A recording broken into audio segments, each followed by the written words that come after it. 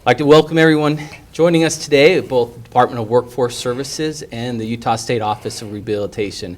I'm here today with John Pierpont, Executive Director of the Department of Workforce Services, and DARIN Brush, the Executive Director of USOR.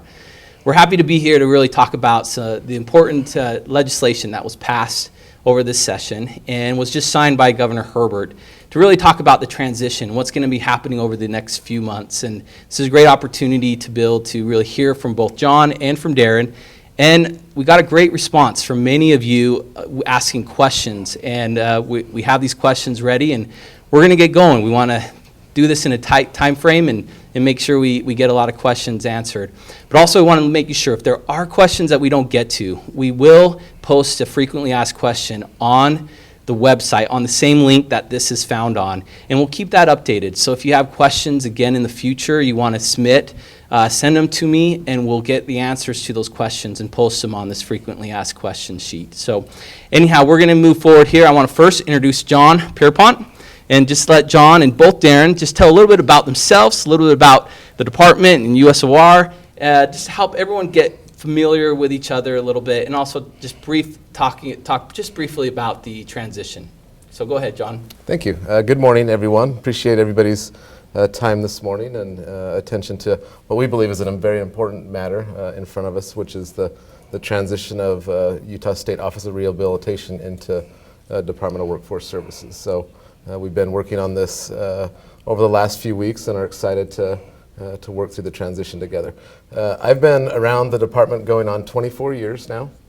Started as an eligibility worker in the department, and have worked my way through the organization and have been serving as the executive director almost 4 years now. So very proud of the work that we do here at DWS. It's a large organization with a lot of good work that's going on in many of our divisions, and maybe I'll just touch upon our main divisions so that you're familiar with those. Our largest is our Eligibility Services Division, where they determine eligibility for all of the public assistance programs, which includes things like food stamps and Medicaid and child care and financial programs that we administer. We do a lot of that work via a call center as well as in our employment centers. Our next largest division is our Workforce Development Division, where we do a variety of things, but more specifically help people either become trained or employed in areas that they feel like they have a skill set to serve the business community. So we have a large footprint. We have a presence in every county of the state except for Daggett. But we have an employment center there where people can come in and look for work, get some skills training. We can sponsor their training and such, and we can help them develop a plan to set them forward on a direction they want to go. The next is our Unemployment Insurance Division. We run the unemployment insurance program for the state. It's recognized as the top managed unemployment insurance division in the country. We're very proud of that. But really it's determining eligibility for unemployment, but more importantly helping people get reattached to the labor market. And so connecting back with the Workforce Development Division and the services there to help people get back on their feet and into jobs. And then lastly, our Housing and Community Development Division. They do a variety of things from serving homeless to weatherizing homes to the HEAT program to community development type projects, rural infrastructure, the list goes on and on. But they have an important role in the department as well. So those are our four main divisions. Of course, we do all the labor market data, all the research and analysis for the state, and so we have a division there. We have our Refugee Services Office where they focus on serving the refugee population, the Office of Child Care, which is really a subsidy program, as well as quality programs and after school and things where it can help focus children to be successful in their environment. So I'm not going to let you get away with not telling something about yourself personally. Okay. So just give us one thing. One thing about me personally. One thing, yep. I grew up in Provo. I'm married, have a son that's 16. I took him to his first rock concert last night, which is always a big occasion, right? We went and saw the Smashing Pumpkins at the Kingsbury Hall last night. Nice. And I think it was more about me and the 90s band than it was about him, but we actually enjoyed it. It was a great show, and he had a good time, and so did I. Great. All right, DARIN, your turn. Tell us a little bit about about USOR and the department, and yourself. Oh, thanks, Dave. Thank you for putting this together. This is, I think, will be a great tool for us. And John, thanks for hosting us. It's fun to reconnect with John. I think I've known you 15, 20 years now, and which gives us a great deal of confidence and comfort as we become one of those additional divisions under the Department of Workforce Services, the State Office of Rehabilitation. Why I know John and so many other folks at Workforce Services is because I was here.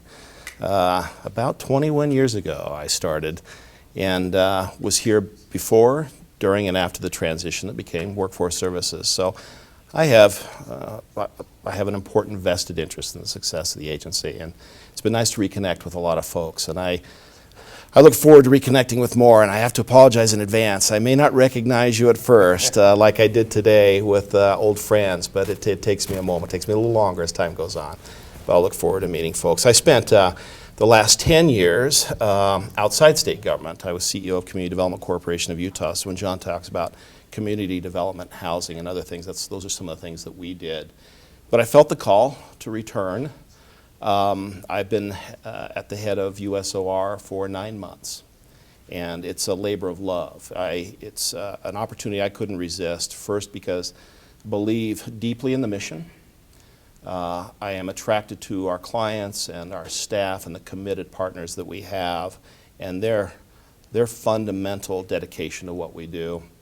And ultimately, we do many, many things well. We ran into trouble the last couple of years in our largest program, the Vocational Rehabilitation Program, not in terms of the services we offer, but doing more than we could fund. And I looked at it and said, this is reparable. We can fix this. And that's part of the process that's underway now, and we're making good headway. Something about me personally that I think some folks would appreciate is I took the original creation of the department so seriously that when I laid eyes on a beautiful woman that was in eligibility, I married her. And many people know my wife, Natalie, because she worked in eligibility. Worked for John for a long time, as a matter of fact. And many ask me about her, and she's well, and we have 3 kids since, and that was 17, 18 years ago. So we took transition seriously in our household. So the State Office of Rehabilitation, it's little known that the State Office of Rehabilitation is probably the oldest social services agency in the state of Utah. It's been around almost 100 years. Began by serving returning veterans, injured veterans from World War I, and helping them get training and employment. So that's part of our DNA. Our largest program is the Vocational Rehabilitation Program. It helps individuals with disabilities achieve, first of all, achieve rehabilitation, work toward employment, and we define employment very broadly, and then ultimately increase their independence. We are in total an agency of more than 400 people, about an $86 million budget, and most of that is in the vocational rehabilitation, or what we affectionately call the VR program, or Voc Rehab. We're often confused as an agency just for that one division, or that one program, but we have 3 other divisions that are important. We have Disability Determination Services, which is, looks a lot like a federal agency because it's all the Social Security disability programs, the determination of the eligibility and the benefits processing for those. We also have the Division of Services to the Blind and Visually Impaired. That is a community center for those individuals that provides training and other support services. It includes a part of our vocational rehabilitation program, so it's an all-encompassing community service center. And then our Division of Services for the Deaf and Hard of Hearing, which is truly a community center too for individuals who are deaf and hard of hearing, their family members, and wraps around all things in terms of community services and supports for the deaf and hard of hearing. So those are our 4 divisions, and in total, as I mentioned, we're about $86 million agency with over 400 employees, and looking forward to this transition because we recognize a lot of the advantages and the things that are going to help us get better at what we need to do. So thank you. Speaking of transition, let's make a transition to talk about the transition.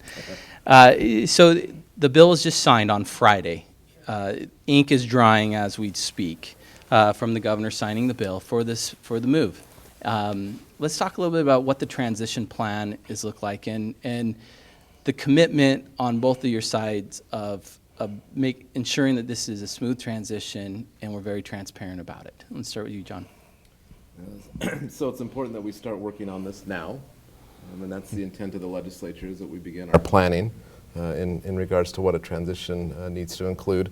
The legislation is very specific on things that they want to see in the transition plan. So my team and Darren's team have been working together weekly, and we had a good 3 or 4 hour session a week ago to really start to understand the expectations as far as the details of the transition. But we certainly together want to be very cognizant of what's required, as well as probably going above and beyond what's being asked, and do a really good job to ensure a smooth transition for both DWS staff and USOR staff as we become one agency.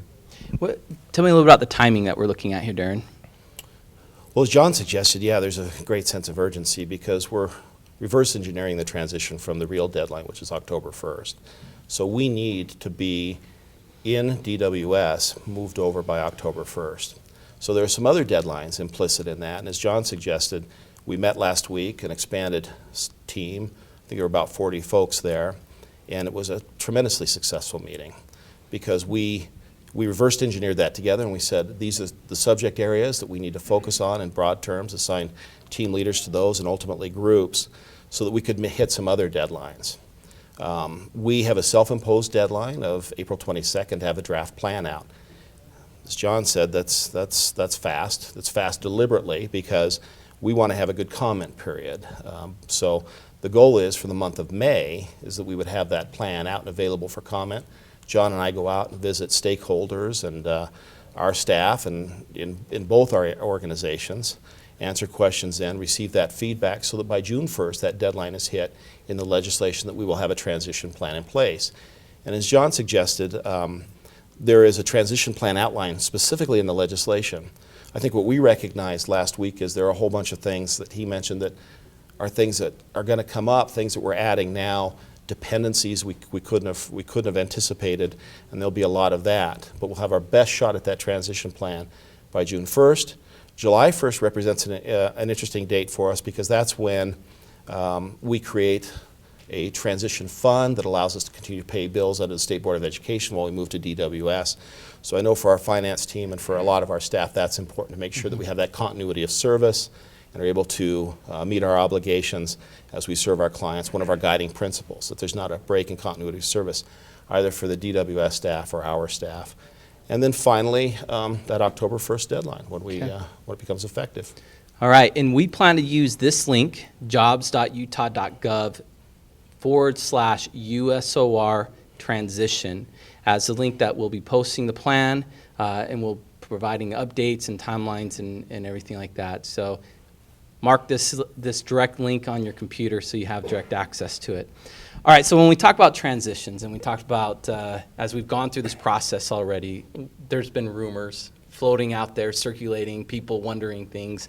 So I want to just take really quickly, and let's just squash a few of these rumors. So all this, right? this is the juicy stuff then. Okay. Some do consider it juicy. Okay, so good. first off, we had some constituent meetings during the legislative session period where we got to meet with a number of people. Then we heard a lot. And this is one we heard is DWS serves most of their constituents over the phone and online and will make USOR transition to do the same. John, is that true? I would say absolutely not. That's incorrect. I do believe that we serve a large population over phone and online, and that meets their needs. But we also have our 32 employment centers where any constituent citizen can come in and get services eyeball to eyeball, so that won't change. We're not going to ask the USOR staff to change their business model. The intent is to have the division come over as a division and continue to deliver the services as they are today. Okay. Yep. All right, one of the other ones, this was a heavy discussion, the potential closing of the Sanderson building and also collating offices. A lot of rumors floating around there. All right, Darren, I'm going to let you do some squashing. No, Nate, and they're persistent rumors, and I'm not sure quite how to get ahead of it except that we continue to talk about it. because I heard it again just recently. So we have two what I would consider community centers, and a third smaller center in St. George. The Sanderson Center is our division of services for the deaf and hard of hearing, a hard-fought center for a generation ago to establish that center as a meeting and gathering place for people who are deaf and hard of hearing. No, it's not closing. The simple answer is no, it's not closing. We are not taking over offices there. Anyone. We're not setting up cubicles in the gym, nothing like that. It's important to us to preserve that center and its mission and purpose. That's also true of the Division of Services to the blind and visually impaired. That's an important center also, and that is not closing. And one of the rumors I heard last week is that DWS is moving into the offices there. Nothing could be further from the truth. We expect it to be business as usual, as John described. And the same is true of our satellite center in St. George for the deaf and hard of hearing. Okay, None of that's great. true. All right, last one. DWS doesn't do a good job servicing customers with unique challenges. What are your thoughts on that, John? I'll give maybe just a couple of examples of populations that we serve in our state that have unique challenges. Certainly the refugee population is one that comes to mind. We integrate or resettle about 1,200 new refugees that are coming from all across the world, oftentimes with no written language, no English skills, no work skills, and a service delivery structure or a program model that serves that population needs to be unique as compared to any other population that's coming in looking for work or training services. So that's one example that comes to mind, that we've been able to reshape the way we do things so that we can serve that population in a more effective way than maybe the general population. Another one that comes to mind is the disabled veteran population. We run the Disabled Veteran Outreach Program for the state, where the primary focus is disabled veterans and their challenges that they face as they return back from their assignment overseas. And so it requires a different set of skills and strategies for them to get reemployed into the labor market. So those are a couple of examples of unique populations. Certainly I can go on with the homeless population and others that we're serving that really require a different set of strategies than maybe commonly used with the general public. So no, this is great, and one of the things we hope to help everyone realize is that when you hear rumors and rumors start circulating around, there's usually a good explanation, or a lot of times they're either not true or they've been stretched or whatever. And that's where we just encourage all staff, when they hear these type of things, to talk with their supervisor, talk with managers, and or just ask the question. Ask the question to the appropriate right person. And so, and if there is something that is causing concern, we'll make sure it's addressed. And that's something you can submit directly to me, an email, and make it one of our frequently asked questions, and we'll get a response to that. All right, talking about questions, we got a good response from a number of staff sent in. I would say, there were easily 20 plus staff submitted questions, got a good number of them. So we only have a few minutes here. So I'm going to encourage you guys to be very brief on answering these questions, and we're going to try to get through as many as possible. And then the ones that we're not able to get through, again, I just wanted to let you know, we will be posting a frequently asked questions sheet on this link, and we'll continue to answer questions that you may have. Just submit them in. So, all right, let's get going here. Let's see, I'm going to start with you, John. This one I think is up your alley. It is believed that vocational rehabilitation employees earn more per hour than DWS employees. How is pay going to be made equitable? Yeah. Before I answer that, and I'll be brief, I promise, this is an opportunity for Darren and I to begin the conversation with all of our employees. This won't be the first and last time that you'll hear from us. If this venue or this arrangement works for you, we can do more of this. But I think Darren and I will be out during the summer months, eyeball to eyeball with as many offices, both DWS and USOR, so that we can interact with you and answer a lot of the questions that may not be answered today. And so we're looking forward to that opportunity together. Certainly that will be one of the subgroups or subcommittees that will work on the transition. So we have an HR subcommittee that will have membership from both DWS and USOR. This is not about fair and equitable pay. This is about bringing an organization into DWS. Lock, stock, and barrel is what we've heard through the legislation.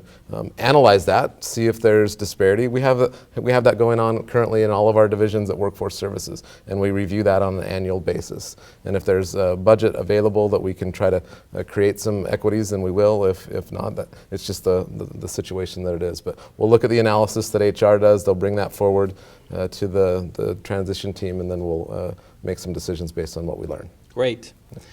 All right, Darren, here's one easy one for you. Will there be a voc rehab order of selection? There will be. There is already, and that will continue into the foreseeable future. I can't promise that that will ever be lifted. I would like that, but that's the only tool given to us federally to control the number of clients that we move into service.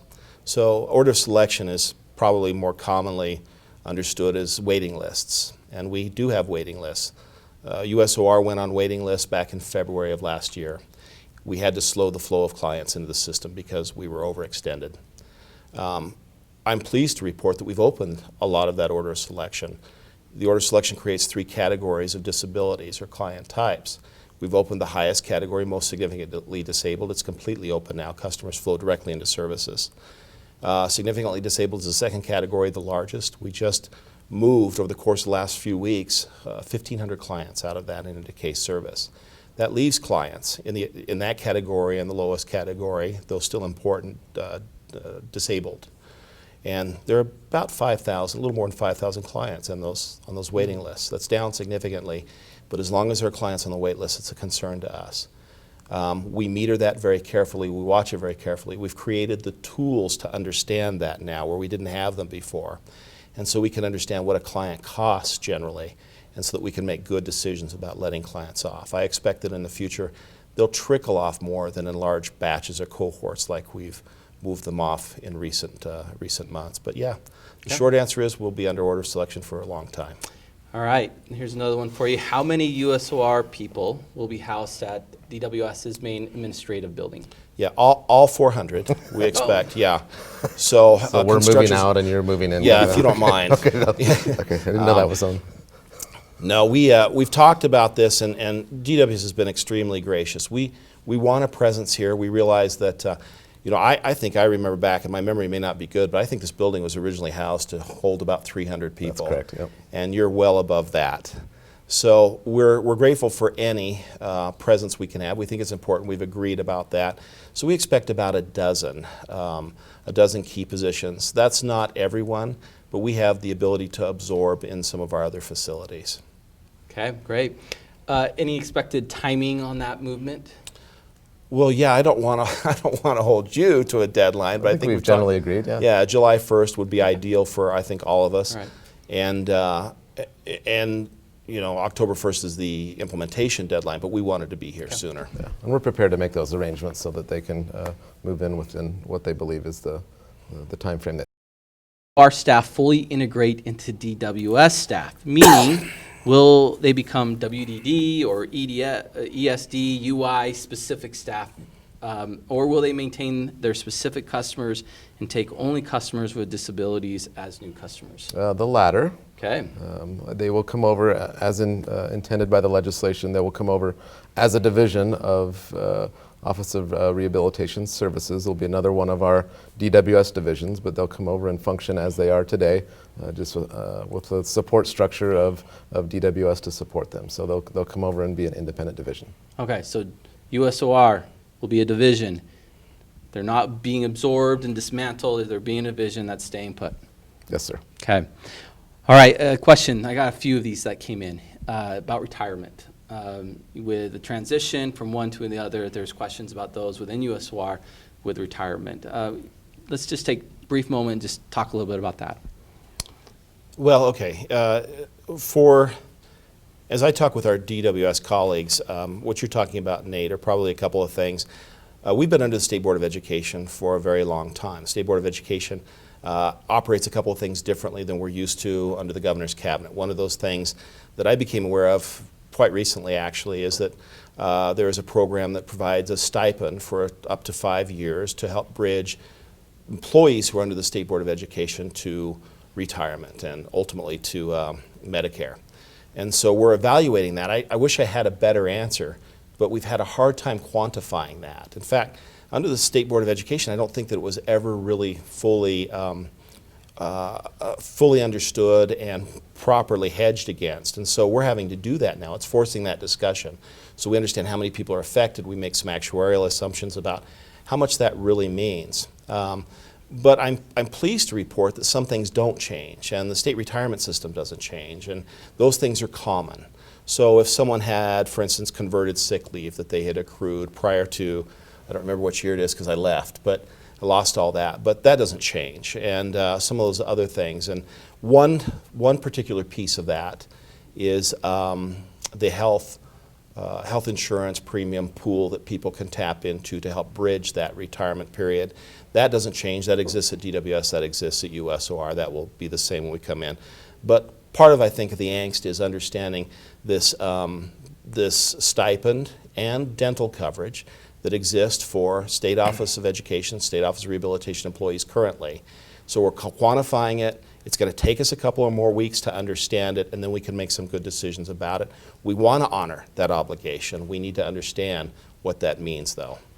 Okay. Anything you want to add to that, John? Nope, you handled it perfectly. Yep. Okay. Nothing to add. All right, we have just a few more minutes. I was told these aren't really rapid fire questions, but these are more of just yes and no questions that we're just going to end on this. All right. Okay, so do we anticipate any more specific positions being eliminated before the move? USOR. USOR.